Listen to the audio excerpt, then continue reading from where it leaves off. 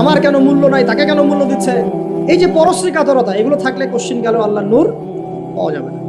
আরেকটা বিষয় বলবো যে গীবত তোহমত, একটা কথা, গীবত তোহমত এবং গীবত তোহমত বেশি করে বললাম, আর বাকি যত কবিরা গুনাহ আছে, এই যে সুদ বলেন, জেনা বলেন, দুর্নীতি বলেন, অন্যের সম্পদ আত্মসাৎ বলেন, বড় বড় কবিরা গুনাহ যেগুলো আছে এগুলোর সাথে স্পেশালি গীবত তোহমত যদি থাকে আল্লাহর নূর পাওয়া যাবে না।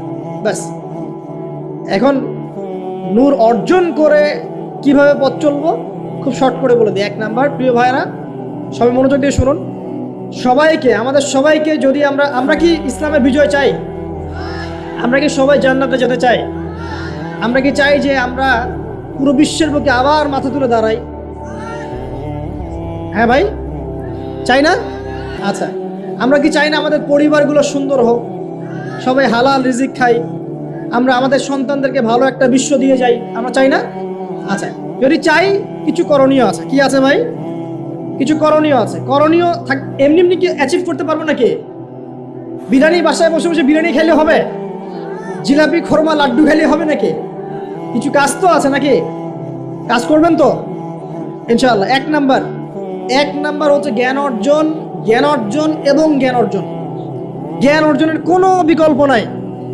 বারবার বলছি, একা একা পড়েও কিন্তু জ্ঞান অর্জন হবে না, আপনাকে আল্লাহ ওয়ালা মানুষের কাছে আসতে হবে, মনে রাখবেন। ঠিক আছে? একা একা মেহনত করবেন, দোয়া করবেন, চেষ্টা করবেন, কিন্তু ওস্তাদ লাগবে না? ওস্তাদ লাগবে।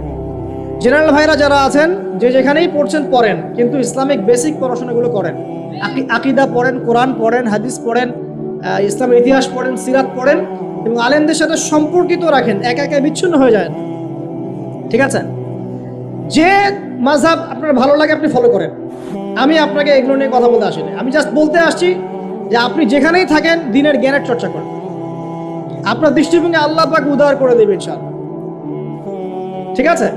যে সালাফি হন, আহলে হাদিস হন, মাযহাব ফলো করেন, যাই হন আপনি, যেটাই হন, হকপন্থী হন, আপনি সত্যের পথে থাকেন এবং উলামায়ে কেরামের সাথে সোহবতে থাকেন, আর নিজেকে চূড়ান্ত একদম জান্নাতি মনে করবেন না। এমন হতেই পারে যে আপনার মধ্যে যে যতটুকু জ্ঞান আছে এর চেয়েও বেশি জ্ঞান অন্য কারো কাছে থাকতে পারে। অতএব সবার ক্ষেত্রে আপনি একটু উদার হওয়ার চেষ্টা করেন, আল্লাহ পাক আপনার কলবে নূর দিবে ইনশাআল্লাহ, তাজকিয়া দিবে ইনশাআল্লাহ। এক নাম্বার জ্ঞান। দুই নাম্বার হচ্ছে আমল বাড়ানো, বেশি বেশি ব্যক্তিগত আমল বাড়াতে হবে। পারবেন ইনশাআল্লাহ? সময় নষ্ট করা যাবে না প্রিয় ভাইরা, বেশি বেশি ব্যক্তিগত আমল বাড়াতে হবে। নামাজ বাড়িয়ে দেন, রোজা বাড়িয়ে, দান সদকা বাড়িয়ে দেন, দিনী প্রতিষ্ঠানগুলো হোক আর দিনী প্রজেক্টগুলো, এগুলোতে বেশি বেশি সদকা করেন, আল্লাহ পাক তৌফিক দান করুন। বেশি বেশি হজ করেন, উমরা করেন, রোজা রাখেন, কোরআন তেলাওয়াত করেন, জিকির আজগার করেন, ঠিক আছে, তাহাজ্জুদ পড়েন, বেশি বেশি নেক আমল বাড়িয়ে দেন। তিন নাম্বার, পরিবারের আদর্শ ঠিক করেন। পরিবারের আদর্শ ঠিক না করে যদি বড় বড় কথা বলি কোনো লাভ নাই। আমার পরিবারটা ঠিক করতে হবে, আল্লাহ পাক এর জন্য আমাকে জবাবদিহি করাবেন। হ্যাঁ, অনেক চেষ্টা করার পরেও যদি ঠিক না হয় সেটার বিচার আলাদা। নূহ আলাইহিস সালাম 950 বছর দাওয়াত দিয়েছেন, তার একজন ছেলে ইসলাম কবুল করেন। তা এখন কি নূহ আলাইহিস সালাম দোষী? তিনি কি দোষী? না। মুহাম্মদ সাল্লাল্লাহু আলাইহি ওয়াসাল্লাম এর অনেকেই, চাচাদের অনেকেই ইসলাম কবুল করে নাই, তা তিনি কি দোষী? না। আপনি চেষ্টা করবেন পরিবারকে পরিপূর্ণ ইসলামী পরিবেশে রাখার, শরঈ পর্দায় রাখার, এবং আমাদের পরবর্তী প্রজন্ম যারা আছে, আমাদের ছেলেমেয়েরা, এদেরকে অবশ্যই ইসলামের সুশিক্ষায় শিক্ষিত করবেন ইনশাআল্লাহ। আমি বলছি না তাদেরকে আপনি ডক্টর বানাবেন না, ইঞ্জিনিয়ার বানাবেন না, আমি এগুলো বলছি না। অ্যাটলিস্ট আমার দ্বারা এরকম কথা আপনি শুনবেন না। আমি আরো বলি তাদেরকে আরো বড় বড় প্রফেশনে নিয়ে যান, কিন্তু ইসলামিক শিক্ষাটা আগে ছোটবেলায় দেন। ওর শুরুটা হবে কোরআন দিয়ে। আমি প্যারেন্টিং সেকশন নিয়ে অনেক পড়াশোনা করেছি, বিশ্বাস করেন, কারণ আমি স্কুল মাদ্রাসা এইসব প্রজেক্টের সাথে আগে থেকেই ছিলাম। অ্যাজ এ টিচিং প্রফেশন আমি আগে থেকেই ছিলাম। আমি ইংলিশ মিডিয়াম যে এনভায়রনমেন্টগুলো আছে সেখানেও জব করেছি, অনেকে জানেন না আপনারা, আমি সেখানেও জব করেছি। এখানে বিষয়টা হচ্ছে, একটা বাচ্চা যখন বয়স হয় 2 থেকে 3 বছর, সে মোটামুটিভাবে 200 থেকে 250টা শব্দ মনে রাখতে পারে, জানেন? যখন একটা বাচ্চার বয়স হয় 5 থেকে 7 বছর, সে মোটামুটি 1000 থেকে 1500 শব্দ মুখস্থ রাখতে পারে। ওই সময় আমরা কি শিখাই? হামডি ডামডি শিখান, ওই যে তারপরে কি আছে, জ্যাক অ্যান্ড জিল শেখান, মানে এইগুলো শেখান আর কি, তাই না ভাই? তাই না? এই সময় কোরআন ধরিয়ে দেন, হিফজটা করিয়ে ফেলেন আগেই। বাচ্চাদেরকে 10 বছর বয়স হওয়ার আগেই কোরআনে হাফেজ বানিয়ে ফেলেন। তারপরে আপনি আরবি ব্যাকরণ শেখাবেন, মাদ্রাসায় দেন বা অন্য স্কুলে দেন, ইসলামিক স্কুল গড়ে তোলেন, মাদ্রাসার মধ্যে সিলেবাসের সংস্কার আনেন, সেটা করতে পারেন। বাচ্চাদের সময়টা গোল্ডেন টাইম, কাজে লাগেন। আল্লাহ পাক তৌফিক দান করুন। আর কি করতে হবে ভাই? জি, আমি শেষ করে দিচ্ছি। করণীয় বলছি, 1 নম্বর কি ভাই? জ্ঞান অর্জন। 2 নম্বর আমল বাড়িয়ে দেয়া। 3 নম্বর এই যে পারিবারিক আদর্শ সুন্দর করা। 4 নম্বর আগামী প্রজন্মকে মানুষ করে যাওয়া। লাস্ট পয়েন্ট সেটা হলো, আমাদেরকে আল্লাহ পাক কিছু প্রতিভা দেন নাই ভাই। কেউ হয়তো ভালো লিখতে পারে, কেউ ভালো ভালো বলতে পারে, কেউ হয়তো ভালো অ্যাসোসিয়েট করতে পারে, কেউ মসজিদ ভালো বুঝে, মাদ্রাসা ভালো বুঝে। এক এক মানুষকে আল্লাহ পাক এক একটা পটেনশিয়াল দিয়েছে। আজকে আপনি আয়নার সামনে দাঁড়িয়ে অনেস্টলি আপনি আপনার প্রতিভাটা খুঁজে বের করবেন। আপনাকে আল্লাহ পাক কি জন্য পৃথিবীতে সৃষ্টি করেছে, কি আছে আপনার মধ্যে যেটা অন্যের মধ্যে নাই? পারবেন না? প্রত্যেকটা মানুষকে আল্লাহ পাক কোনো না কোনো পটেনশিয়াল দিয়েছেন, প্রতিভা দিয়েছেন। ঠিক আছে, আপনাকে অনেস্টলি খুঁজে বের করতে হবে আপনি কোন দিকে ভালো, কোন দিকে আপনি সেরা। আপনি কি ব্যবসা ভালো বোঝেন? আপনি কি ফাইন্যান্স ভালো বোঝেন? আপনি কি ভালো লিখতে পারেন? আপনি কি ভালো কবিতা আবৃত্তি করতে পারেন? আপনি কি ভালো উপন্যাসিক? কোনো না কোনো প্রতিভা আপনার মধ্যে আছে না? আছে ভাই। Be confident. আপনি আত্মবিশ্বাসী হন না কেন? এত হীনমন্যতা কেন? আপনার মধ্যে অনেক কিছু আছে ইনশাআল্লাহ। এই যে মোটিভেশনাল স্পিকার বলছেন, আমি তো আসলে মোটিভেট করি আপনাদেরকে।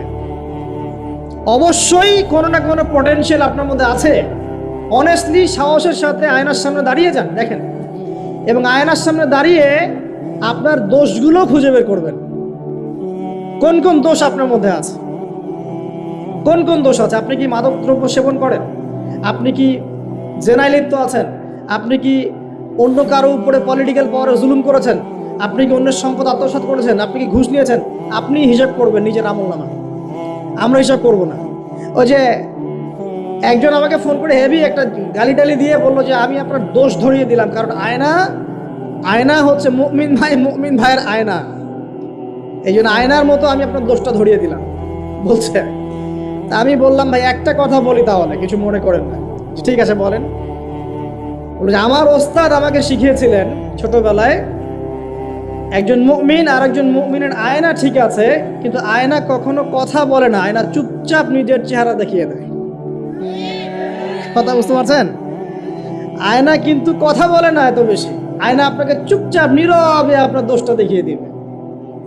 আপনার এখানে কেটে গেছে, আয়নার সামনে দাঁড়ালেন, শেভ করার কাটার কথা বলছি না, আবার শেভ করতে যায় না, আবার কেটে গেছে, আয়নার সামনে দাঁড়ালেন, আয়না কি বলবে এই তোমার গাল কাটা? আয়না কথা বলবে? আয়না নীরব থাকবে, কিন্তু আপনি ঠিকই বুঝে যাবেন আপনার কথা সমস্যা। এই হলো আয়না। মুমিন ভাই যে মুমিন ভাইয়ের আয়না, এর ব্যাখ্যা হচ্ছে এটা। ওই যে অল্প বিদ্যা থাকলে এরকমই হয় মানুষের। তো দুটা কথা বলি। আল্লামা রুমি বলেছেন যে তুমি শব্দ দিয়ে যুদ্ধ করো। কি দিয়ে? শব্দ দিয়ে। বজ্রপাত দিয়ে যুদ্ধ করো না। বজ্রপাত মানে চিৎকার চেঁচামেচি করে না মানুষ? বজ্রপাত দিয়ে যুদ্ধ করো না, কারণ বজ্রপাত দিয়ে কখনো গোলাপ ফুল ফোটে না। তিনি বলছেন তোমরা গাছের মতো হয়ে যাও, পাতাগুলোকে ঝরে পড়তে দাও, চুপচাপ গাছের মতো দাঁড়িয়ে থাকতে, এত লম্ফজম্ফ না, নিজের দোষগুলোকে আস্তে আস্তে একটু ঝরিয়ে ফেলে না। তিনি বলছেন একটু একটু উঁচু লেভেলে কথাগুলো আর কি। তিনি বলছেন যে ইসলামিক ফিলোসফার ছিলেন তিনি একজন। তিনি বলছেন যে তুমি অন্যকে আলো দিতে চাও, তাহলে তোমার নিজেকে আগে পুড়ে ছাই হতে হবে। কারণ কি? কারণ মোমবাতি যখন অন্য কাউকে আলো দেয়, তার আগে নিজে সে পুড়ে ক্ষয় হয়ে যায়। কত গভীর কথা না? আপনি মানুষের কল্যাণ করতে চান, আগে নিজেকে ত্যাগ স্বীকার করা শিখতে হবে, স্ট্রাইভ করা শিখতে হবে। আল্লাহ পাক তৌফিক দান করুন। 5 নম্বর যেটা ছিল কি, তোমার চেয়ে জ্ঞানী মানুষ আছে, ভুলে গেলাম। কি মুসা আলাইহিস সালাম বলছেন, কে সেই মানুষ? আমি তার সাথে সাক্ষাৎ করতে চাই। আল্লাহ পাক বললেন তুমি 2 সাগরের মিলনস্থলে তাকে পাবে। তিনি চলে গেলেন, গিয়ে দেখলেন হ্যাঁ সেখানে একজন মানুষ আছে, তার নাম খিদির। কি নাম? নবী মুসা বললেন হাল আত্তাবিউকা আলা আন তুআল্লিমানি মিম্মা উল্লিমতা রুশদা, হে খিদির আমি কি আপনার অনুসরণ করতে পারি এই শর্তে যে আপনি আমাকে জ্ঞান শিক্ষা দিবেন যা আল্লাহ আপনাকে শিখিয়েছেন? খিদির বলছেন ইন্নাকা লান তাস্তাতিআ মাইয়া সাবরা, তুমি আমার সাথে ধৈর্য ধরতে পারবে না। আগেই বলে দিলেন। এত দূরদর্শিতা, আগেই বলে দিলেন ধৈর্য তুমি ধরতে পারবে না। কথা বুঝতে পারছেন? মুসা আলাইহিস সালাম বলছেন, না ইনশাআল্লাহ আমি ধৈর্য ধরবো। আচ্ছা ঠিক আছে, চলো আমার সাথে। তারা চললেন, সামনে নৌকা, নদী পার হলেন। নদী পার হওয়ার আগেই নৌকা ফুটা করে দিলেন। একটা মাঝি পদ্মা নদীর মাঝে আমাকে যদি ফ্রি নৌকা পার করে দেয় আর আমি তার নৌকাটা ফুটা করে দেই, অন্যায় না? খিদির আলাইহিস সালাম এটা করলেন। মুসা আলাইহিস সালাম বলছে, এটা কি করলেন আপনি? অন্যায় করলেন। খিদির বলে, আমি বলি নাই আপনি প্রশ্ন করবেন না, আপনি ধৈর্য ধরতে পারবেন না। ঠিক আছে, ভুল হয়ে গেছে, চলেন সামনে। আবার যাচ্ছেন, একটা বাচ্চা, ছোট বাচ্চা ডেকে নিলেন, হত্যা করে ফেললেন। এটা কি করলেন? নিষ্পাপ বাচ্চাকে হত্যা করলেন। আমি কি বলি নাই তুমি সবর করতে পারবে না? তিনি বলছেন, হ্যাঁ ঠিক আছে, আরেকবার প্রশ্ন করলে আমাকে আর সাথে নিয়েন না, চলেন। এবার সামনে গিয়ে একটা দেয়াল পড়ে আছে, একটা গ্রামে গেলেন। গ্রামে গিয়ে বললেন, নাস্তা পানি কিছু হবে কিনা, সৌজন্যমূলক। কেউ কোনো নাস্তা পানি দিল না, কোনো সৌজন্যমূলক আচরণই করলো না। ওই যে বাসায় মেহমান আসলে বলে না, খেয়ে আসছেন না গিয়ে খাবেন, ওই টাইপের ছিল আর কি। তো যাই হোক, তিনি দেখলেন যে ওদের একটা দেয়াল পড়ে গেছে বেচারা। ওই দেয়ালটাকে তিনি আবার শক্ত করে নির্মাণ করে রেখে দিলেন। মুসা আলাইহিস সালাম বললেন যে এটা কি করলেন? নাস্তা পানিও দিল না, ভালো ব্যবহারও করলো না, আপনি উল্টা তার এই উপকার করলেন বিনা পারিশ্রমিকেই। কিছু আজর নিতেন তাহলে তো ভালো হতো। তো খিদির আলাইহিস সালাম বলেন, এটা হাদা ফিরাকু বাইনি ওয়া বাইনাক, আমার আর তোমার মাঝে এখন ফিরাক, পার্থক্য হয়ে গেল, আর আমাদের পথ চলা হলো না। তবে যাওয়ার আগে আমি জানিয়ে দেই, ওই নৌকা ফুটা করেছিলাম এই কারণে, যদি ফুটা না করতাম তাহলে জলদস্যু নৌকাটা নিয়ে যেত। ফুটা করে দিয়েছি, এই খারাপ নৌকা তারা নেবে না। ঠিক আছে কথা? 2 নাম্বার, বাচ্চাকে যদি হত্যা না করতাম, এই বাচ্চা বড় হয়ে বড় কাফের হতো এবং পিতা মাতাকেও কুফরিতে নিয়ে আসতো। এটা আমি আল্লাহর হুকুমে করেছি, একা করি নাই। 3 নাম্বার, এই দেয়াল নির্মাণ করেছে এই কারণে, এই দেয়ালের নিচে 2 জন এতিম বাচ্চার রেখে যাওয়া পৈতৃক সম্পত্তি আছে, এটা নির্মাণ করে দিয়েছি। মানুষ এটা সিজ করতে পারবে না, তারা যখন বড় হবে তখন নেবে ইনশাআল্লাহ। তো এই 3টা ঘটনাতে একটু ফোকাস করেন। কোন সূরা আছে এটা? সূরা কাহফ। এই 3টা ঘটনাতেই বাহ্যিক চোখে যা দেখা যাচ্ছে সেটা সত্য নয়, ভিতর থেকে যা দেখছেন সেটা সত্য। কথা বুঝতে পারছেন? তো সূরা কাহফ আপনাকে দাজ্জাল থেকে বাঁচাবে। মানে কি? দাজ্জালীয় ফিতনার যুগে বাইরের চোখে আপনি যা দেখবেন সেগুলো সবসময় সত্য হবে না। রিয়েলিটি আর ভিজুয়াল ওয়ার্ল্ডের মধ্যে আকাশ পাতাল পার্থক্য থাকবে। এটা হচ্ছে দাজ্জালের যুগ। আমি বুঝাতে পারছি না। রিয়েলিটি আপনি দেখছেন বিশ্ব এগিয়ে যাচ্ছে, খুব সুন্দর। বাস্তবতা হচ্ছে যে বিশ্ব এগিয়ে যাচ্ছে আস্তে আস্তে কিয়ামতের দিকে। রিয়েলিটি দেখবেন যে ইকোনমি খুব প্রোগ্রেস হচ্ছে, হ্যাঁ, মানে মানুষের জীবনযাত্রার মান একদম উন্নতির দিকে। বাস্তবতা হচ্ছে পুরো ওয়ার্ল্ডের ইকোনমিক সিস্টেমটা ধ্বংসের মুখে আছে। রিয়েলিটি হচ্ছে বাহ্যিক চোখে আপনি দেখছেন মেয়েরা এগিয়ে যাচ্ছে, ফ্যামিনিস্ট রেভলিউশন, মাথা খারাপ অবস্থা, ঠিক আছে। বাস্তবতা হচ্ছে মেয়েরা জাহান্নামের দিকে এগিয়ে যাচ্ছে। রিয়েলিটি আপনি দেখছেন চোখ দিয়ে যুবকরা খুব এগিয়ে যাচ্ছে, হ্যাঁ, সবাই উচ্চশিক্ষিত হচ্ছে মাশাআল্লাহ। বাস্তবতা কি জানেন? তাদের আত্মাগুলো দিন দিন মরে যাচ্ছে। রিয়েলিটি দেখছেন যে হ্যাঁ, পরিবারগুলো খুব সুখী, আমরা একদম বিল্ডিং তুলতেছি মাশাআল্লাহ, জমি জমা কিনতেছি। বাস্তবতা কি জানেন? পরিবারগুলোতে শান্তি নাই এখন। আমি বোঝাতে যাচ্ছি, দাজ্জালীয় ফিতনার যুগে ভিজুয়াল ওয়ার্ল্ড মানে যা আপনি বাহ্যিক চোখে দেখছেন আর রিয়েলিটির মধ্যে আকাশ পাতাল পার্থক্য থাকবে, ঠিক খিদির এবং মূসা আলাইহিস সালামের ঘটনার মতো। বুঝতে পারলাম? অতএব আপনাকে দাজ্জাল, তার সভ্যতা, তার ফিতনা, তা থেকে বেঁচে থাকার পথ বুঝতে হলে আগে দৃষ্টিভঙ্গি চেঞ্জ করতে হবে। কি করতে হবে? দৃষ্টিভঙ্গি চেঞ্জ করতে হবে। খিদিরের দৃষ্টিভঙ্গি লাগবে। কার দৃষ্টিভঙ্গি? খিদির আলাইহিস সালামের। শুধু বাহ্যিক চোখ দিয়ে দেখলে হবে না, এক্সটার্নাল ভিশন দিয়ে দেখলে হবে না, ইন্টারনাল অবজারভেশনের দরজাটা খুলতে হবে। এখন এটা খুলে আপনি বিশ্বকে দেখেন, পরিবারকে দেখেন, সমাজকে দেখেন, রাষ্ট্রগুলোকে দেখেন, আপনি বুঝতে পারবেন যে ফিতনা কি পরিমাণে ধেয়ে এসেছে। এটাই নবী সাল্লাল্লাহু আলাইহি ওয়াসাল্লাম বলছিলেন, তোমাদের পরে এমন একটা যুগ আসছে, জামানা সবরিন, এমন জামানা, কঠিন সবরের জামানা, লিল মুতামাসসিকি ফি, সেখানে যদি এই নবী সাল্লাল্লাহু আলাইহি ওয়াসাল্লামের সুন্নত কেউ ধরে রাখতে পারে, আজরুনা 50 শাহীদা মিনকুম, তোমাদের মধ্যে 50 জন শহীদ সাহাবীর নেকি পাবেন ইনশাআল্লাহ। এটা সেই জামানা নয়। ভালো করে খিদিরের চোখ দিয়ে দেখেন, খিদির আলাইহিস সালাম কি শুধু বাইরের চোখ দিয়ে দেখেছিলেন, না আল্লাহ পাকের মারিফত দিয়ে দেখেছেন? আল্লাহ পাকের নূর দিয়ে দেখেন নাই? মূসা আলাইহিস সালাম নবী হয়েও বুঝতে পারছেন না কেন এটা করেছেন, কেন বাচ্চা হত্যা করছেন, কেন নৌকা ফুটা করলেন, কেন আপনি দেয়াল নির্মাণ করছেন। কিন্তু খিদির আলাইহিস সালাম আল্লাহ পাকের নূর দিয়ে দেখছেন, তিনি বুঝতে পারছেন দূরে কি হতে যাচ্ছে। তো সবাইকে খিদির হতে পারবে?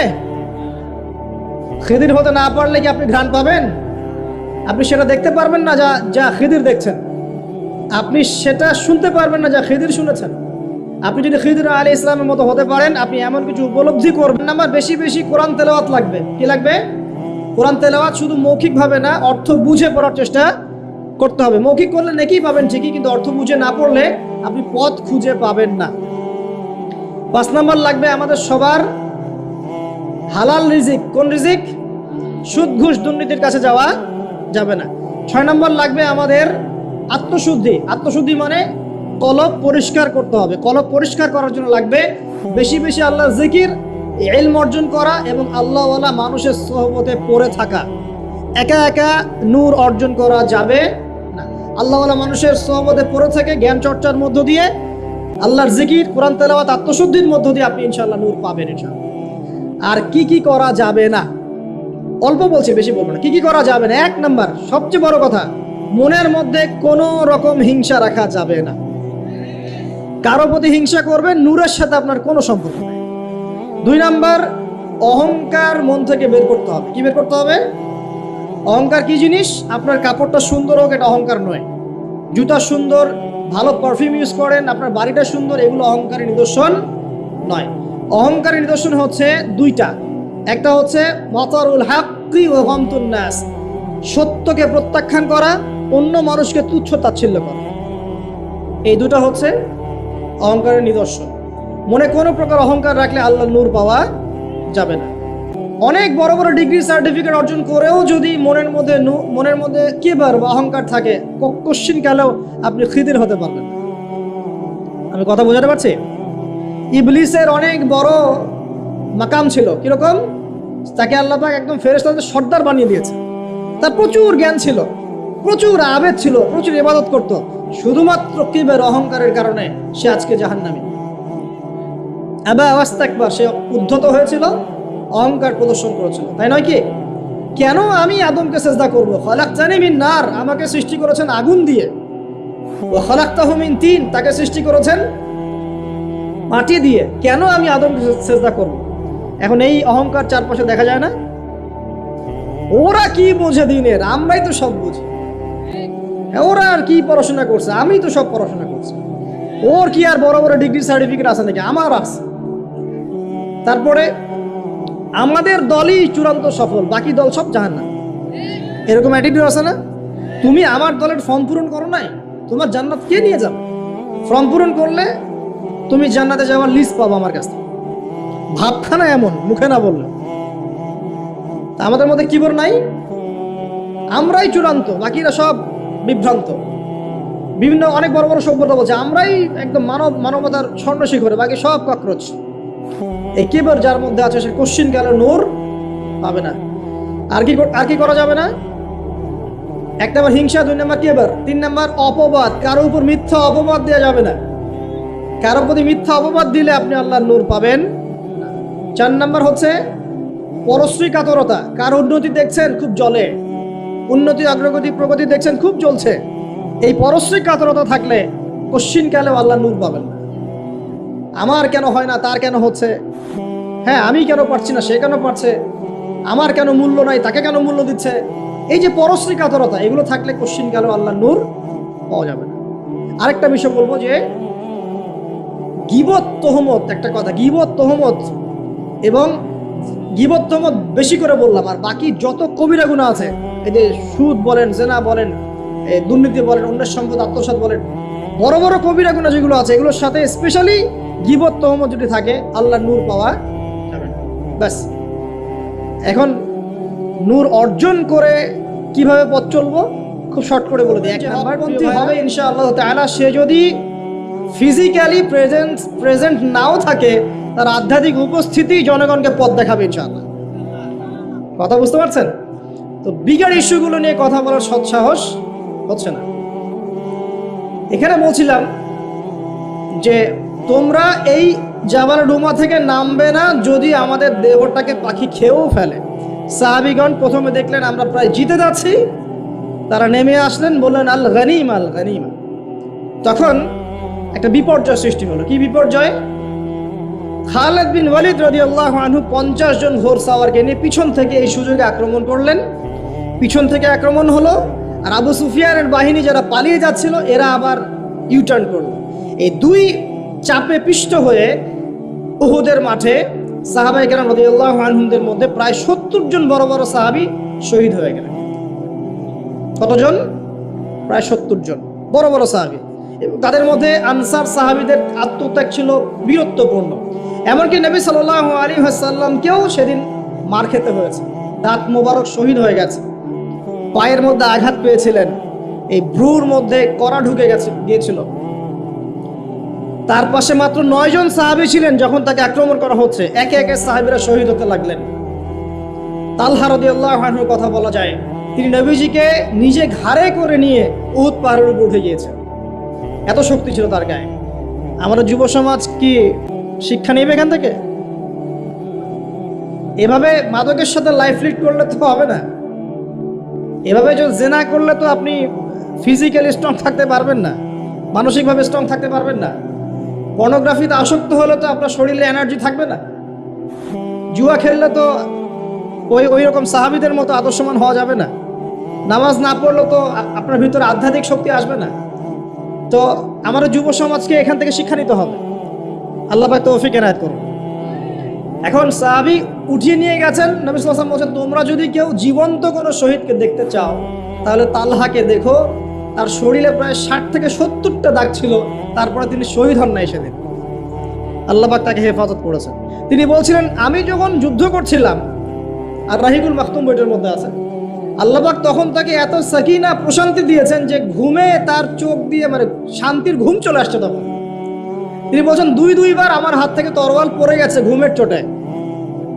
চিন্তা করতে পারেন, যুদ্ধ হচ্ছে, আল্লাহ পাক তাকে শান্তির ঘুম দিয়ে দিচ্ছেন চোখের মধ্যে। দুইবার অস্ত্র মানে তরোয়াল পড়ে যাচ্ছে হাত থেকে ঘুমের চোটে। তিনি শেষমেশ শহীদ হন নাই। নবী সাল্লাল্লাহু আলাইহি ওয়াসাল্লামকে ঘাড়ে নিয়ে উঠেছেন উহুদ পাহাড়ের উপরে। নবীজি বলছেন, তোমরা কেউ জীবন্ত শহীদকে দেখতে চাও? তালহাকে দেখো, সে জান্নাত ক্রয় করে নিয়েছে। আবু বকর রাদিয়াল্লাহু আনহু বলতেন, উহুদের দিনটা হচ্ছে তালহার দিন। তালহা যে বীরত্ব দেখিয়েছে উহুদের দিনে, সে এই কাজ দিয়েই ইনশাআল্লাহ জান্নাত ক্রয় করে নিয়েছে। কথা বুঝতে পারছেন?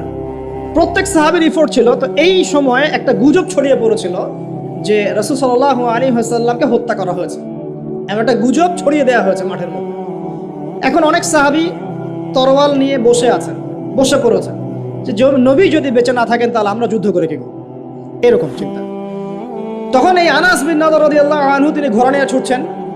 পাশে দেখা হয়েছে সাদ বিন মুয়াজ রাদিয়াল্লাহু আনহুর সাথে। কার সাথে? সাদ বিন মুয়াজ, আনসার সাহাবী, বিখ্যাত সাহাবী, যার জানাজার নামাজে নবী সাল্লাল্লাহু আলাইহি ওয়াসাল্লাম বলেছেন যে 70,000 ফেরেশতা জানাজার নামাজে উপস্থিত ছিল। কোন সাহাবী? সাদ বিন মুয়াজ। মনে রাখবেন এগুলো। আমাদের যুবকদেরকে, আমাদের আইডলদেরকে তো চিনতে হবে, আমাদের অরিজিনাল সুপার হিরোদেরকে চিনতে হবে না। আমাদের সুপার হিরো কি নেইমার, মেসি নাকি? এসব অহেতুক কাজে সময় নষ্ট করবেন না, টোটালি ওয়েস্ট অফ টাইম। সময়ের অপচয়, জুয়া খেললে অর্থের অপচয়, আপনার যৌবনের অপচয়। সবচেয়ে বড় কথা হচ্ছে হায়াতটা নষ্ট হয়ে গেল। হায়াত নষ্ট হয়ে গেল। হ্যাঁ, খেলবেন, আমি তো খেলার পক্ষের মানুষ নাকি। খেলবেন যে খেলাতে আপনার ফিজিক্যাল উপকার আছে, ফরজ ওয়াজিব তরক হচ্ছে না। খেলতে গিয়েছেন, নামাজ মিস হলে খেলা চলবে না। ফিজিক্যাল স্ট্রাকচার ঠিক রাখার জন্য, স্ট্যামিনার বাড়ানোর জন্য, ফিজিক্যালি ফিট থাকার জন্য আপনি কায়িক খেলা কিছু খেলতে পারেন। এই খেলাগুলোর মধ্য দিয়ে আপনার ফরজ ওয়াজিবকে তরক করা যাবে না। এগুলো খেলা দেখতে বসলে আমাদের কোনো উপকার আছে? ফিজিক্যাল খেলছে ওরা আর আমরা গোল গোল করে চিল্লাচ্ছি, কোনো উপকার আছে? জাস্ট একটা চোখের ক্ষুধা, কিছু না। অথচ আপনি যদি সকালবেলা উঠে 10 রাউন্ড দিতেন পদ্মার পরে, উপকার ছিল। আধা ঘন্টা আপনারা যদি ফুটবল খেলতেন টাকনুর নিচে কাপড় নামিয়ে ফজর নামাজের পর, উপকার ছিল না? তো মূল কাজটা করেন, আল্লাহ পাক তৌফিক দান করুন। তো যেটা বলছিলাম যে সাহাবী সাদ বিন মুয়াজ রাদিয়াল্লাহু আনহু পাশে, এখন আনাস বিন নাদর রাদিয়াল্লাহু আনহু বলছেন, আনাস বিন নাদর রাদিয়াল্লাহু আনহু ঘোড়া নিয়ে ছুটছেন। কি ব্যাপার, তোমরা বসে আছো কেন? সাহাবীরা বলছেন, রাসূল সাল্লাল্লাহু আলাইহি ওয়াসাল্লাম যদি বেঁচে না থাকেন আমরা যুদ্ধ করে কি করব? আনাস বিন নাদর রাদিয়াল্লাহু আনহু বলছেন যে যদি মুহাম্মদ সাল্লাল্লাহু আলাইহি ওয়াসাল্লাম সত্যি শাহাদাত বরণ করে থাকেন তাহলে আমরা এখানে বসে থেকেই কি করব? চলো আমরাও যুদ্ধ করে শহীদ হয়ে যাই। এবার তিনি ঘোড়া নিয়ে ছুটলেন। সাদ বিন মুয়াজ বলছেন, আপনি কোথায় ছুটছেন? আপনি অদম্য গতিতে কোথায় ছুটছেন? তখন আনাস বিন নাদর রাদিয়াল্লাহু আনহু তিনি বলছেন, আল্লাহর কসম করে বলছি, আমি উহুদের ওই প্রান্তর থেকে জান্নাতের ঘ্রাণ পাচ্ছি।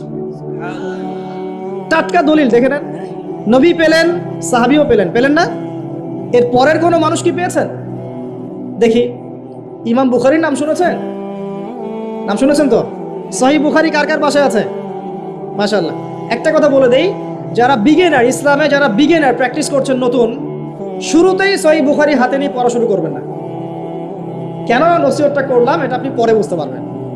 মনে করেন আপনি মেডিকেল সায়েন্স সম্পর্কে জানতে চাচ্ছেন, শুরুতেই কি আপনি বড় লেভেলের কোনো বই নিয়ে বসবেন পড়তে? এটা কি হবে? আপনি গ্র্যাজুয়ালি আগাতে হবে। প্রথমে রিয়াদুস সালেহিনের মতো বই বা হাদিসে আরবাইন, বুলুগুল মারাম, মিশকাত, ফয়জুল কালাম, এই টাইপের বইগুলো পড়ে পড়ে আগে আপনি আপনার জ্ঞান গরিমাকে বাড়াবেন, আরবি শিখবেন, এবারত পড়া শিখবেন, নাহু সরফ জানবেন, তারপরে আস্তে আস্তে আস্তে ওস্তাদের কাছে গিয়ে এগুলো পড়বেন। এবং এগুলোর মধ্যে সব কিছু বুঝতে পারবেন জরুরি না। অনেক কিছু আপনি বুঝতে পারবেন না, যেটা বুঝতে পারবেন না আলেম ওলামার কাছে গিয়ে জিজ্ঞাসা করবেন। একা একা পণ্ডিতি করতে যাবেন না। একা একা পণ্ডিতি করতে গিয়ে বহু মানুষ বিভ্রান্ত হয়ে গেছে। একা পণ্ডিতি করতে গিয়ে কেউ কেউ বলছে যে কোরআন মানি, হাদিস মানি না, বলছে না? অনেকে বলছে তাকদির বলতে কিচ্ছু নাই। অনেকে বলছে তাকদিরই সব, কর্মের কোনো স্বাধীনতা নাই। একদল বলছে যে লা ইলাহা ইল্লাল্লাহ মুখে পড়লেই হবে, আমলের কোনো দরকার নাই। আরেকদল বলছে যে কবিরা গুনাহ করলেই কাউকে হত্যা করা যায়। মানে মানুষ বিভ্রান্ত হচ্ছে। আবার নতুন একদল টাটকা, এটা বলছে যে নবী সাল্লাল্লাহু আলাইহি ওয়াসাল্লামই শেষ নবী নন, আরও নবী আসতে পারে না। একা একা পণ্ডিত হওয়া যাবে না, আলেম ওলামার সোহবত লাগবে, আলেম থেকে বিচ্ছিন্ন হবেন না। আমি যদি আপনাকে বলি যে আপনি কোরআন হাদিস জানতে চান, মনে করেন একটা এক্সাম্পল দিয়ে ওইদিকে যাচ্ছি, এদিকে মনোযোগ দেন।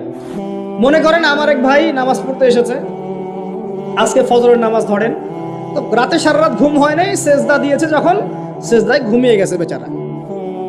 এখন বেচারা ঘুম থেকে উঠে বলছে আমার নামাজ হলো কিনা, এক সেজদা তো ঘুম দিয়ে কাটালাম। এখন মনে করেন যে আমার কাছে যে বললো যে ভাই আমার নামাজটা কি হয়েছে কি হয় নাই, মাসালা কি হবে? আমি তাকে বললাম এই নেন কোরআন, এই নেন বুখারী, এই নেন মুসলিম, এই যে তিরমিজি, এই যে নাসাই, এই যে ইবনে মাজা, এই যে আবু দাউদ, সব হাদিসের বই দিয়ে দিলাম। দিয়ে বললাম বাসায় যান পড়েন, পড়ে মাসালা দেখে নেন। বলেন তো এটা কি হবে?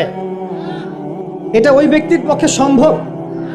আর আমাদের সমাজে এরকম ব্যক্তির সংখ্যা লক্ষ লক্ষ কোটি কোটি না, যারা মাসআলা জানে না। সবাই জানে, যারা মুস্তাহিদ তারা না হয় জানে, সবাই কি জানে?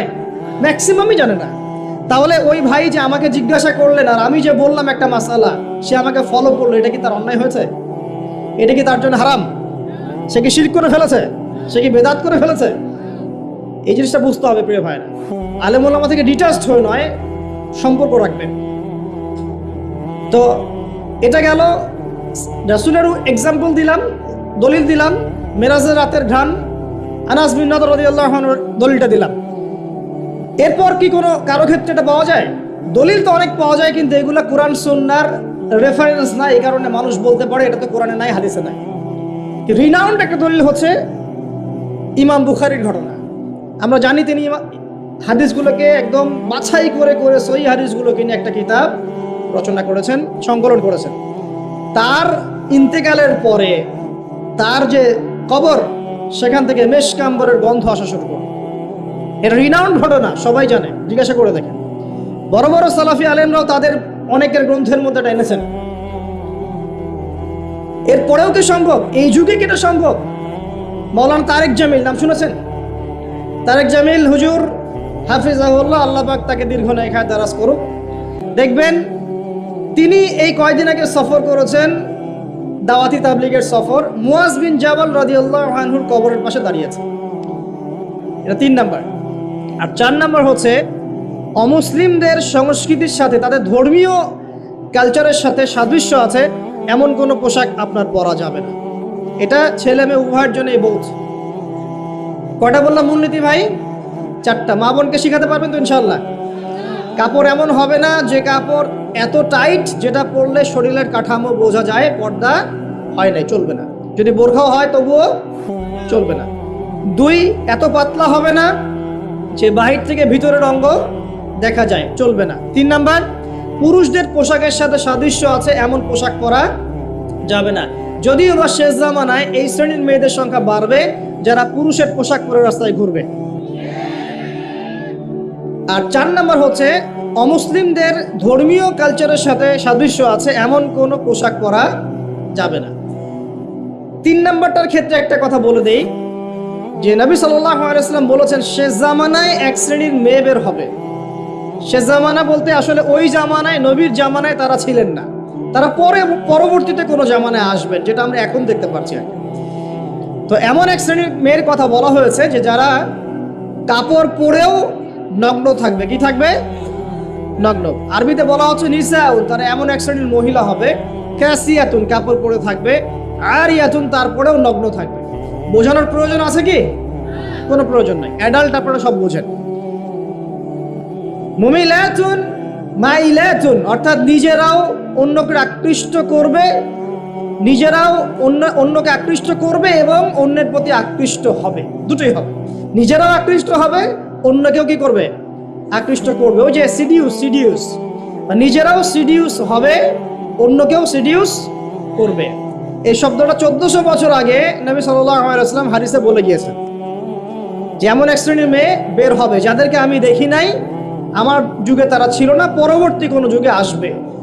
এদের ব্যাপারে নবী সাল্লাল্লাহু আলাইহি ওয়াসাল্লাম বলছেন যে তারা জান্নাতে যাবেও না, জান্নাতের গন্ধও কখনো পাবে না। জান্নাতের গন্ধ কি পাওয়া যায়? সুবহানাল্লাহ। আচ্ছা, একটু বলেই দিই মাঝখানে। রাসূলুল্লাহ সাল্লাল্লাহু আলাইহি ওয়াসাল্লাম মেরাজে হঠাৎ সুঘ্রাণ, নবী সাল্লাল্লাহু আলাইহি ওয়াসাল্লাম বলছেন কোত্থেকে আসছে এটা? জিবরাইল আলাইহিস সালাম উত্তর দিচ্ছেন এটা হচ্ছে ফেরাউনের মেয়ের চুল আঁচড়ে দিত একজন দাসী, যার হাত থেকে একদিন চিরুনি পড়ে গিয়েছিল। সে বলেছিল বিসমিল্লাহ বলে চিরুনি উঠিয়েছে, উঠে আবার আচরণ শুরু করেছে। এখন এর মেয়ে শুনে ফেলেছে, বিসমিল্লাহ বলে উঠিয়েছে। সেই মেয়ে ফেরাউনকে বলল যে আপনাকে বাদ দিয়ে এই দাসী আরেকজনকে ইলাহ মানছে। তখন সেই দাসীকে গ্রেপ্তার করা হলো। তুমি কার উপাসনা করছো, কার ইবাদত করছো? সে দাসী বলছে আমি এক আল্লাহর ইবাদত করি। কে আল্লাহ? যে আল্লাহ আমাকে সৃষ্টি করেছেন, যে আল্লাহ আমার রব, যে আল্লাহ আপনারও রব। ফেরাউনকে মুখের উপর বলে দিল। এবার ফেরাউন তাকে ধরে বলছে ফিরে আসো তোমার মতাদর্শ থেকে, না হলে তোমাকে জীবন্ত আগুনে পুড়িয়ে মার। কি বলছে? আগুনে পুড়িয়ে মার। তো সে ফিরে আসে না। তখন ফেরাউন দেখলো তার সন্তান সন্ততি আছে কিনা। সন্তানরা আমাদের সফট কর্নার না, সন্তানকে ডেকে আনা হলো। 2টা বাচ্চা, 2টা কি 3টা বাচ্চা। বলছে ফিরে আসো, আমাকে ইলাহ বলে স্বীকার করো, না হলে তোমার সন্তানদেরকে আগুনে ফেলে দিব। সেই মহিলা বলছে আমার তো মাত্র 3টা সন্তান, আমার যদি এর চাইতেও বেশি সন্তান থাকতো তারপর আমি ফিরে আসতাম না। একে একে মায়ের চোখের সামনে এক এক করে বাচ্চাদেরকে জীবন্ত আগুনে পুড়িয়ে ফেলা।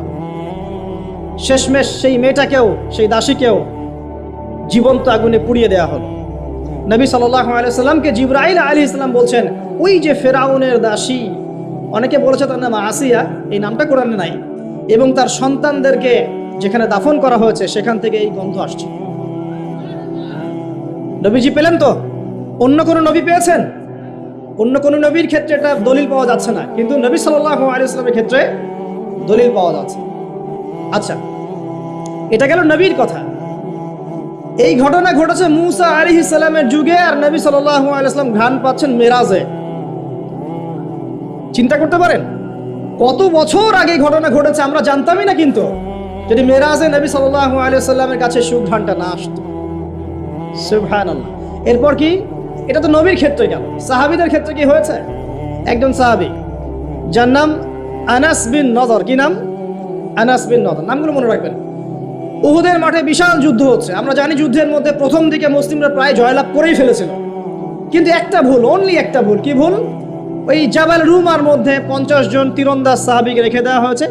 নবীজি বলেছিলেন আমরা যদি মরেও যাই, আমাদের গায়ের গোশত যদি পাখি এসে খাওয়া শুরু করে, তোমরা নামবে না এখান থেকে। বুঝতে পারছেন? কমান্ড। এটা হচ্ছে একজন নেতার আনুগত্য। কমান্ড, নেতার আনুগত্য কত বড় জিনিস দেখেন। তো যখন যুদ্ধ শুরু হয়ে গেল, হামজা রাদিয়াল্লাহু আনহু সহ অন্যান্য সাহাবীরা বীর বিক্রমে যুদ্ধ করলেন। অল্প কিছু সময়ের মধ্যেই কাফেররা পালানো শুরু করে। যখন মুসলিমরা বীর দর্পে যুদ্ধ করে, কাফেররা পালিয়ে যায় না? যায় না? মুসলিমরা সবাই ঐক্যবদ্ধ যদি হতে পারতো, কোনো কাফের শক্তি ছিল নাকি ইসলামের দিকে চোখ তুলে তাকায়? আজকে আমরা যে বিভক্ত, আমরা বিভক্ত, আপোষে বিভক্ত, বিভিন্ন দলে মতাদর্শে বিভক্ত, আমাদের শক্তি কমে গেছে, হাওয়া বেরিয়ে গেছে। আমাদের যুবকরা এখন পর্নোগ্রাফি, এই গার্লফ্রেন্ড বয়ফ্রেন্ড কালচার, এই মাদক, এই জুয়া, এই জেনার পেছনে ছুটছে। আমরা নামাজ ছেড়ে দিচ্ছি, কোরআন ছেড়ে দিচ্ছি, মা বোনরা পর্দা ছেড়ে দিচ্ছেন। এই জাতি কি বিজয় লাভ করবে নাকি? আগে এই জায়গায় ঠিক করতে হবে, তারপর বিজয় আসবে ইনশাআল্লাহ তাআলা। আর বিজয় যে আসবে এই বিষয়ে কোনো সন্দেহ আছে? কোনো সন্দেহ নাই। আমরা না পারলে আল্লাহ পাক অন্য জেনারেশনকে নিয়ে আসবেন। ওই জেনারেশন না পারলে তার পরের জেনারেশন পারবে। তারাও যদি না পারে, আমাদের দ্বারা যদি কোনো কাজই না হয়, আল্লাহ পাক অমুসলিমদেরকে হেদায়েত দিয়ে ইসলামে নিয়ে আসবেন, তাদের হাত দিয়ে বিজয় দিবেন ইনশাআল্লাহ। পৃথিবী সভ্যতা শুরু হয়েছিল একজন নবী দ্বারা, ইসলাম দ্বারা। সভ্যতা শেষও হবে ইনশাআল্লাহ তাআলা একজন নবী দ্বারা। সেই নবীর নাম কি? নবী ঈসা ইবনে মারইয়াম। মারা গেছেন না জীবিত আছেন? বহু মানুষ বিশ্বাস করে তিনি মারা গেছেন। আমরা কি বিশ্বাস করব? আল্লাহ পাক বলছেন, ওয়ামা কাতালুহু ওয়ামা সালাবুহু, তারা ঈসা ইবনে মারইয়ামকে হত্যাও করে নাই, ক্রুশবিদ্ধও করে নাই। বাল রাফাআহু আল্লাহু ইলাইহি, বরং আল্লাহ তাকে তার কাছে উঠিয়ে নিয়েছেন। তিনি কোথায় আসবেন? তিনি আসবেন সিরিয়ায়। কোথায়? এই যুদ্ধ চলছে তা সিরিয়ায়, দেখেন নাই? আর এখানে লক্ষ লক্ষ মানুষকে মারা হয়েছে, মা বোনদের ইজ্জত নেওয়া হয়েছে, বাচ্চাদেরকে হত্যা করা হয়েছে। এগুলো ইস্যু নিয়ে একটা টু শব্দ করার মতো সৎসাহস হয় নাই। যে ইস্যুগুলো নিয়ে কথা বললে কোনো বাধা বিপত্তি আসে না, সেগুলো নিয়ে ফেসবুক গরম করতে খুব ভালো লাগে। কথা বোঝেন নাই? এই যে কয়েকদিন আগে যে হ্যালোইন একটা উৎসব হয়ে গেছে না, আরবদের নাকের ডগে আরবরাও করেছে না, একটা টু শব্দ করার সাহস হয়নি। টু শব্দ করলে সমস্যা, সাপোর্টটা কমে যাবে তো। তারপরে 2013 থেকে 22 পর্যন্ত ইয়েমেনের প্রায় 3.5 লক্ষ মানুষকে হত্যা করা হয়েছে, যার মধ্যে 60% হচ্ছে শিশু। এই ইস্যু নিয়ে একটা কথা বলার মতো সাহস ঘোমটার হয়নি। আর কি অসংখ্য ইস্যু আছে পুরো মুসলিম বিশ্বে, যেখানে তাকাবেন সত্যিকারের মুসলিমরা আজকে নির্যাতিত, নিপীড়িত। অর্থনৈতিকভাবে হোক, সামাজিকভাবে হোক, আপনার পারিবারিকভাবে হোক, ধর্মীয়ভাবে হোক, বিভিন্নভাবে তাদেরকে হ্যারাস করা হয়েছে। এই মাজলুমদের পক্ষে কথা বলার মতো সৎসাহস হয়নি। কোন ইস্যুগুলো নিয়ে কথা বলতে পছন্দ হয়? ছোটোখাটো যেগুলো নিয়ে কথা বললে খুব মজা পাওয়া যায়, 2-4 লাইন কমেন্ট করা যায়, কাউকে অপদস্থ করা যায়, কারো ইজ্জত ধুয়ে দেওয়া যায়। বাস্তবতা কি জানেন? বাস্তবতা হচ্ছে আল্লাহ রাব্বুল আলামিন যখন কাউকে কবুল করে নেন, সারা দুনিয়া মিলেও তার কোনো ক্ষতি করতে পারে না। আরেকটা বড় কথা বলে, মানুষের একটা কথা আছে যে স্পিরিচুয়াল প্রেজেন্স, মানে আধ্যাত্মিক উপস্থিতি বলে একটা কথা আছে। মানুষের ব্যক্তিগত প্রেজেন্সের চাইতে ইম্পর্টেন্ট। কি বুঝাচ্ছি? ইব্রাহিম আলাইহিস সালাম কিন্তু বেঁচে নাই, বেঁচে আছেন, কিন্তু তার আদর্শ কিন্তু এখনো জীবিত আছে। নবী মুহাম্মদ সাল্লাল্লাহু আলাইহি ওয়াসাল্লাম বেঁচে আছেন, অবশ্যই তারা কবরে জীবিত, অবশ্যই, সেটা অন্য ইস্যু। আমি পৃথিবীর কথা বলছি। নবী সাল্লাল্লাহু আলাইহি ওয়াসাল্লাম কি আমাদের মধ্যে আছেন না? আমাদের মধ্যে কি বেঁচে আছেন? তার আদর্শ কিন্তু মরে যায় নাই। এমনকি আমরা যারা এখন অনেক বড় বড় নেতার আদর্শে আমাদের জীবন করি না, তারা কিন্তু কেউ বেঁচে নাই, বেঁচে আছে। তাদের আদর্শ কিন্তু মানুষ এখনো ফলো করছে। তো এটাকে বলে স্পিরিচুয়াল প্রেজেন্স, আধ্যাত্মিক উপস্থিতি। আল্লাহ পাক যাকে কবুল করবেন, যে হকপন্থী হবে ইনশাআল্লাহ তাআলা, সে যদি ফিজিক্যালি প্রেজেন্ট নাও থাকে, তার আধ্যাত্মিক উপস্থিতি জনগণকে পথ দেখাবে ইনশাআল্লাহ। কথা বুঝতে পারছেন? তো বিগার ইস্যুগুলো নিয়ে কথা বলার সৎসাহস হচ্ছে না। এখানে বলছিলাম যে মুসলিমদেরকে হত্যা করা, সন্ত্রাসী কর্মকাণ্ড, যত ফিতনা এখন পৃথিবীতে আছে আর কি, এই যতগুলো ফিতনা আছে এগুলোকে একত্রিত করেন, একসাথে করেন, তারপরেও মসিহুদ দাজ্জালের মতো ভয়ঙ্কর ফিতনা হবে না। এটা এত বড় ফিতনা, ঠিক আছে? এই সূরা নবী সাল্লাল্লাহু আলাইহি ওয়াসাল্লাম বলছেন যে ব্যক্তি সূরা কাহাফের প্রথম 10টা আয়াত, কোন বর্ণনা এসেছে শেষের 10টা আয়াত, মানে প্রথম 10 শেষ 10 দুটোই নিয়ে নেন, এই আয়াতগুলোকে যারা মুখস্থ করবে, হিফজ করবে এবং এর উপর আমল করবে, ইনশাআল্লাহ তাআলা তার জীবদ্দশায় যদি মসিহুদ দাজ্জাল বের হয়, দাজ্জাল তার কোনো ক্ষতি করতে পারবে না। তাহলে কত ইম্পর্টেন্ট এই সূরাটা একটু চিন্তা করেন। দাজ্জাল হচ্ছে ভয়ঙ্কর কোনো ফিতনা নাই, সে নিজেকে খোদা দাবি করবে এবং তার এক হাতে থাকবে জান্নাত, এক হাতে জাহান্নাম। এই জান্নাত জাহান্নাম হাতে মানে সত্যিকারের হাতে নয়। আমাদের কিছু প্রোটেস্ট্যান্ট মুসলিম ভাই আছেন, তারা মনে করেন শব্দ যেটা সেটাই নিতে হবে, শব্দ যেটা সেটাই। আসলে এক হাতে কি জান্নাত নিয়ে ঘোরা সম্ভব? না। জান্নাত তো বিশাল, এটা কি হাতে নিয়ে ঘোরা সম্ভব? জাহান্নাম কি হাতে নিয়ে ঘোরা সম্ভব? না। ব্যাখ্যা কি? যে দাজ্জালকে অনুসরণ করবে, দাজ্জাল তাকে সুখ সমৃদ্ধি দিবে, সে পৃথিবীতে জান্নাতের মতো পরিবেশে থাকবে, এটাই জান্নাত। আর যে দাজ্জালকে অনুসরণ করবে না, দাজ্জাল তাকে একদম জুলুম নির্যাতনের মধ্যে ডুবিয়ে রাখবে, তাকে ধ্বংস করে ছাড়বে, এই জাহান্নাম। কি করবে সে? সে সারা বিশ্বে 40 দিন অবস্থান করবে। কতদিন? তার প্রথম দিনটা হবে 1 বছরের সমান, দ্বিতীয় দিনটা হবে 1 মাসের সমান, আর তৃতীয় দিনটা হবে 1 সপ্তাহের সমান। বাকি দিনগুলো আমাদের দিনের মতোই হবে। এটা কিভাবে হবে আল্লাহু আলাম, আল্লাহ ভালো জানেন, আমরা জানি না। আল্লাহ পাক কোরআনে বলেছেন একটা সূরায়, যদি আল্লাহ রাব্বুল আলামিন রাতকে স্থবির করে দেন, কেউ কি আছে দিন নিয়ে আসবে? আবার বলেছেন আল্লাহ পাক যদি দিনকে স্থবির করে দেন, স্থির করে দেন, কোন সত্তা কি আছে রাত এনে দিবে? তাহলে আল্লাহ পাক চাইলে একদিনকে 1 বছর করতে পারেন না?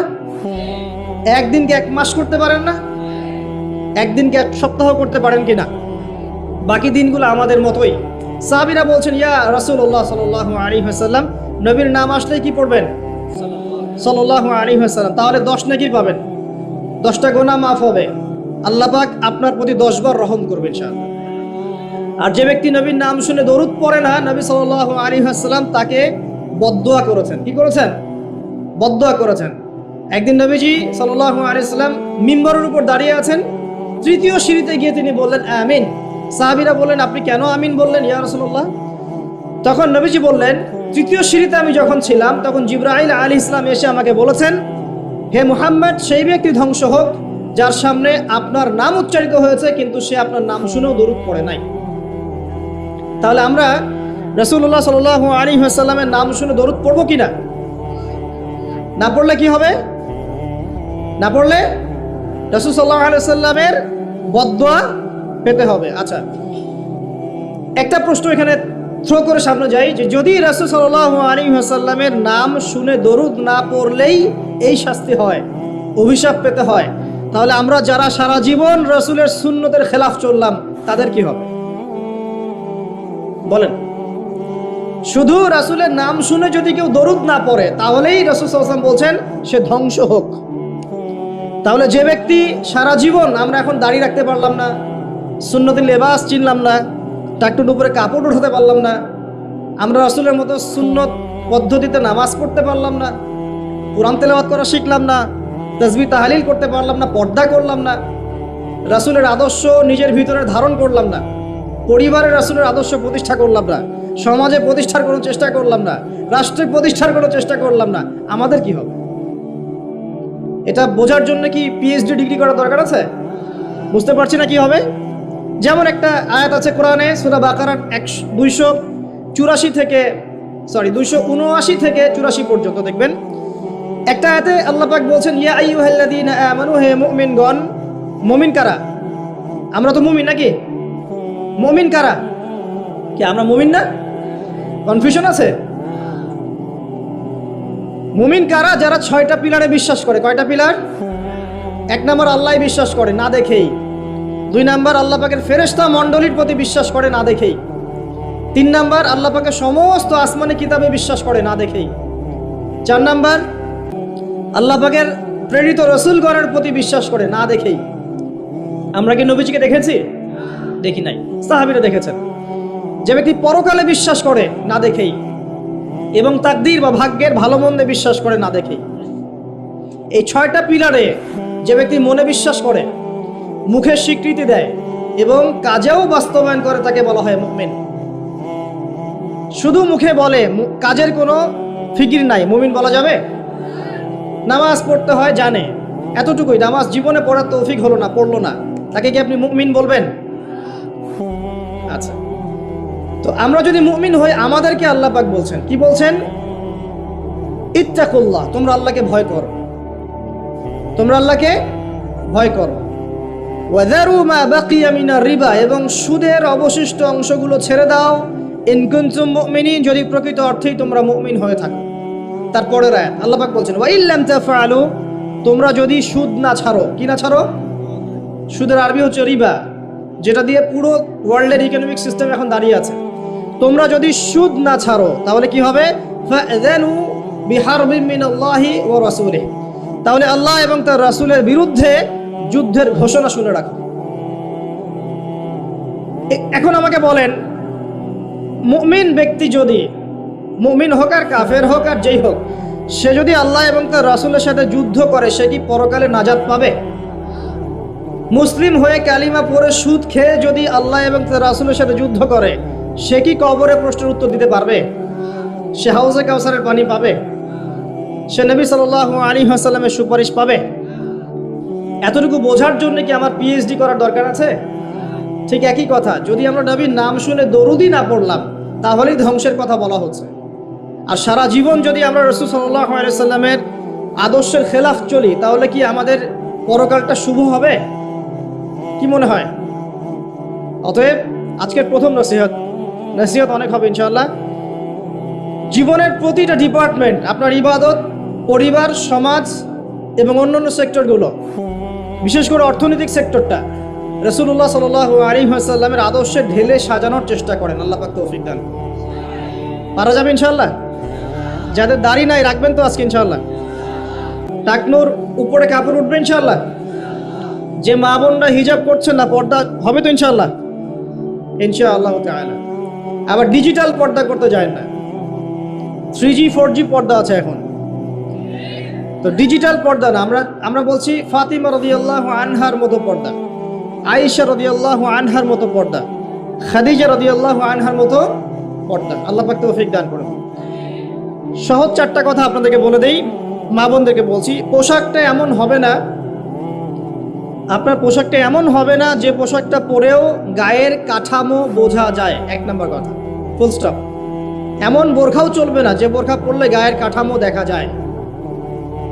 এটি প্রজেক্টর আছে ওখানে, হয়তো বা দেখতে পাচ্ছেন, বুঝাচ্ছি। এই যে আমার জামার হাতা দেখতে পাচ্ছেন, আমার হাত কতটুকু মোটা আপনি কি বুঝতে পারছেন? আমার মাসল কি বুঝতে পারছেন কত চওড়া? 4 প্যাক না 6 প্যাক? আচ্ছা, এটা কোনো প্যাকই না অবশ্য। আচ্ছা, তো এখন এটা ঠিক আছে পর্দা, এটা যদি আপনার অন্য কোনো অঙ্গ প্রত্যঙ্গ হয় একই হুকুম।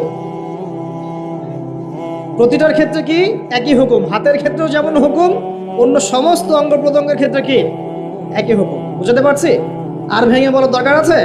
আচ্ছা, এখন যদি এই কাপড়টা এমন হয় যে কাপড় পরেও আমার হাতের কাঠামোটা এভাবে বোঝা যাচ্ছে, দেখেন এখন বোঝা যাচ্ছে যে আমার হাত কতটুকু মোটা, কতটুকু পাতলা, এই পর্দা চলবে না, এই বোরখা চলবে না। এটা 1 নাম্বার। 2 নাম্বার কি? 2 নাম্বার হচ্ছে কাপড়টা এত পাতলা হবে না যেটা পরেও বাইরে থেকে ভিতরের অঙ্গ দেখা যাচ্ছে।